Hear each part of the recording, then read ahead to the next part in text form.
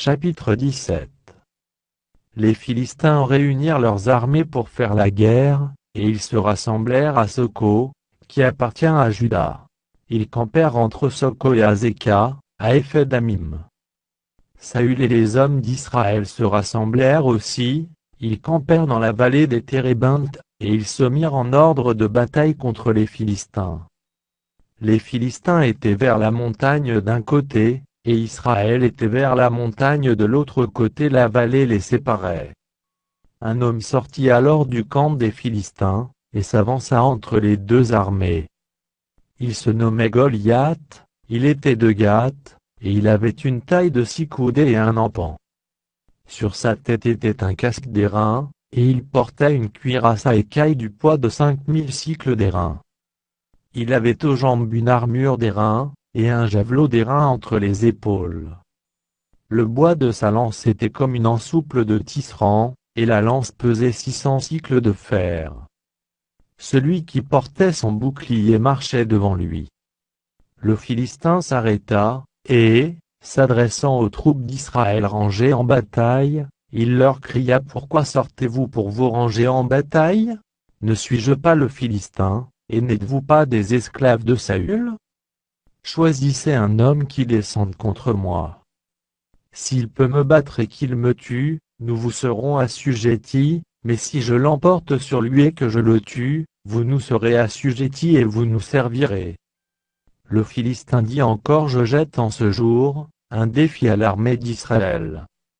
Donnez-moi un homme, et nous nous battrons ensemble. Saül et tout Israël entendent dire ces paroles du Philistin, et ils furent effrayés et saisis d'une grande crainte. Or David était fils de cet Éphratien de Bethléem de Juda, nommé Isaïe, qui avait 8 fils, et qui, du temps de Saül, était vieux, avancé en âge.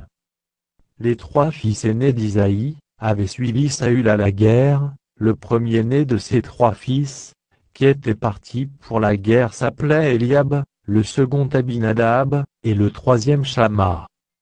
David était le plus jeune. Et lorsque les 3 aînés eurent suivi Saül, David s'en alla de chez Saül, et revint à Bethléem pour faire paître les brebis de son père. Le Philistin s'avançait matin et soir, et il se présenta pendant 40 jours. Isaïe dit à David: Son fils, prend pour tes frères cet épha de grains rôtis et ces 10 pains, et cours au camp vers tes frères. Porte aussi ces 10 fromages au chef de leurs milliers. Tu verras si tes frères se portent bien, et tu m'en donneras des nouvelles sûres. Ils sont avec Saül et tous les hommes d'Israël dans la vallée des Térébintes, faisant la guerre aux Philistins. David se leva de bon matin. Il laissa les brebis à un gardien, prit sa charge, et partit, comme Isaïe le lui avait ordonné. Lorsqu'il arriva au camp, l'armée était en marche pour se ranger en bataille et poussait des cris de guerre. Israël et les Philistins se formèrent en bataille, armée contre armée. David remit les objets qu'il portait entre les mains du gardien des bagages, et courut vers les rangs de l'armée. Aussitôt arrivé, il demanda à ses frères comment ils se portaient. Tandis qu'il parlait avec eux, voici, le Philistin de Gath, nommé Goliath, s'avança entre les 2 armées, hors des rangs des Philistins. Il tint les mêmes discours que précédemment, et David les entendit. À la vue de cet homme, tous ceux d'Israël s'enfuirent devant lui et furent saisis d'une grande crainte. Chacun disait: Avez-vous vu s'avancer cet homme? C'est pour jeter à Israël un défi qu'il s'est avancé. Si quelqu'un le tue, le roi le comblera de richesses, il lui donnera sa fille, et il affranchira la maison de son père en Israël. David dit aux hommes qui se trouvaient près de lui: Que fera-t-on à celui qui tuera ce Philistin, et qui ôtera l'opprobre de dessus Israël? Qui est donc ce Philistin, cet incirconcis, pour insulter l'armée du Dieu vivant? Le peuple, répétant les mêmes choses, lui dit: C'est ainsi que l'on fera à celui qui le tuera. Eliab, son frère aîné, qu'il avait entendu parler à ces hommes, fut enflammé de colère contre David. Et il dit: Pourquoi es-tu descendu, Et à qui as-tu laissé ce peu de brebis dans le désert? Je connais ton orgueil et la malice de ton cœur. C'est pour voir la bataille que tu es descendu. David répondit: Qu'ai-je donc fait? Ne puis-je pas parler ainsi? Et il se détourna de lui pour s'adresser à un autre, et fit les mêmes questions. Le peuple lui répondit comme la première fois. Lorsqu'on eut entendu les paroles prononcées par David, on les répéta devant Saül, qui le fit chercher. David dit à Saül que personne ne se décourage à cause de ce Philistin. Ton serviteur ira se battre avec lui. Saül dit à David: Tu ne peux pas aller te battre avec ce Philistin, car tu es un enfant, et il est un homme de guerre dès sa jeunesse. David dit à Saül: Ton serviteur faisait paître les brebis de son père.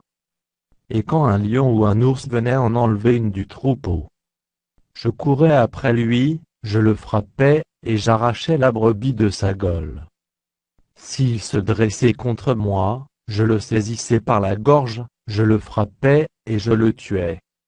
C'est ainsi que ton serviteur a terrassé le lion et l'ours, et il en sera du Philistin, de cet incirconcis, comme de l'un d'eux, car il a insulté l'armée du Dieu vivant.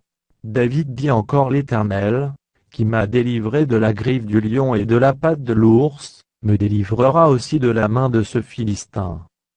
Et Saül dit à David: Va, et que l'Éternel soit avec toi. Saül fit mettre ses vêtements à David, il plaça sur sa tête un casque d'airain, et le revêtit d'une cuirasse. David ceignit l'épée de Saül par-dessus ses habits, et voulut marcher, car il n'avait pas encore essayé. Mais il dit à Saül: Je ne puis pas marcher avec cette armure, je n'y suis pas accoutumé. Et il s'en débarrassa.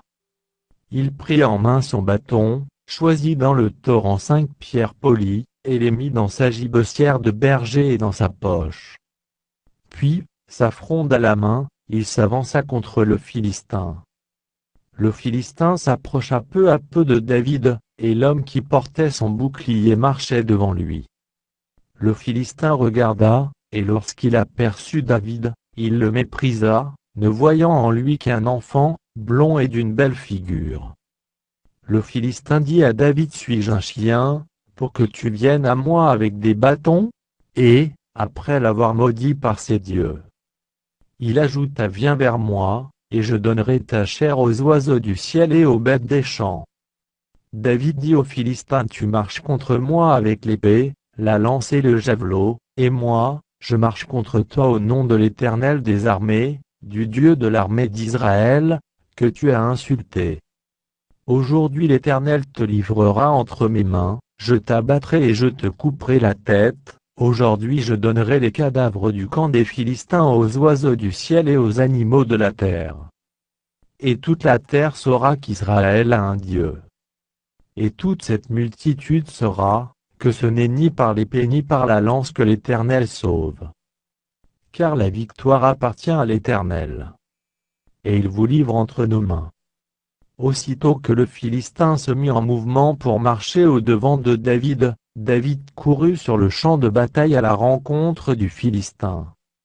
Il mit la main dans sa gibecière, y prit une pierre, et la lança avec sa fronde, il frappa le Philistin au front, et la pierre s'enfonça dans le front du Philistin, qui tomba le visage contre terre. Ainsi, avec une fronde et une pierre, David fut plus fort que le Philistin, il le terrassa et lui ôta la vie, sans avoir d'épée à la main. Il courut, s'arrêta près du Philistin, se saisit de son épée qu'il tira du fourreau, le tua et lui coupa la tête. Les Philistins, voyant que leur héros était mort, prirent la fuite.